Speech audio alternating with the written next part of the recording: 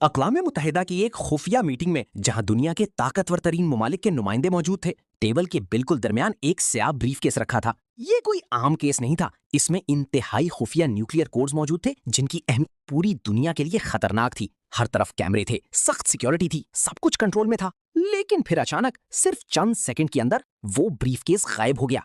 ना कोई दरवाजा खुला, ना कोई शख्स अंदर आया। तो आखिर वो कैसे गायब हुआ? यही तो आज की वीडियो में आपको बताएंगे। ये वाकया स्विट्जरलैंड के शहर जिनीवा में वाक़ एक इंतहाई खुफिया सिफारती कॉम्प्लेक्स में पेश आया, जहां अक़वाम मुत्तहिदा यानी यूएन से मुंसलिक एक बंद कमरा इजलास हो रहा था। इस मीटिंग में दुनिया के बड़े मुमालिक अमरीका, चीन, रूस, बरतानिया, फ्रांस और जर्मनी के आला सतही नुमाइंदे मौजूद थे। पूरा माहौल सख्त तरीन सिक्योरिटी हिसार में था और हर आने जाने वाले शख्स की बारीक बीनी से निगरानी की जा रही थी।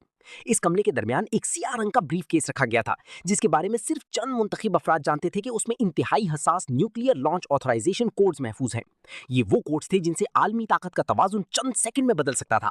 हर लम्हा सीसीटीवी, इंफ्रारेड स्कैनर्स और बायोमेट्रिक सिक्योरिटी सिस्टम्स उसे मॉनिटर कर रहे थे।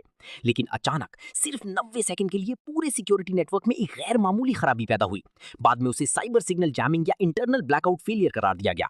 कैमरे बंद हुए, दरवाजों का लॉक सिस्टम फ्रीज हो गया और पूरा कमरा एक गैर फितरी खामोशी में डूब गया। जब सिस्टम दोबारा ऑन हुआ तो सब कुछ मामूल पर था, मगर वो ब्रीफ केस वहां मौजूद नहीं था। इब्तदाई तौर पर किसी ने शोर नहीं मचाया क्योंकि जिनीवा में मौजूद इस कॉम्प्लेक्स को फौरी लॉकडाउन मोड में डाल दिया गया था। Swiss security forces, NATO intelligence units और इंटरपोल के नुमाइंदे फौरी तौर पर तहकीकात में शामिल हो गए।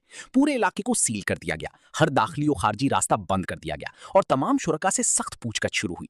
सबसे हैरानकुन बात यह थी कि ना कोई जबरदस्ती दाखिल हुआ था, ना कोई दरवाजा टूटा था, ना कोई अलार्म बजा था और ना ही कोई डिजिटल फिंगरप्रिंट या सीसीटीवी फ्रेम में कोई मशकूक हरकत देखी गई। ऐसा लग रहा था जैसे वो ब्रीफ केस गायब नहीं हुआ, बल्कि किसी इंतहाई मुनज्जम तरीके से मुंतकिल किया गया हो।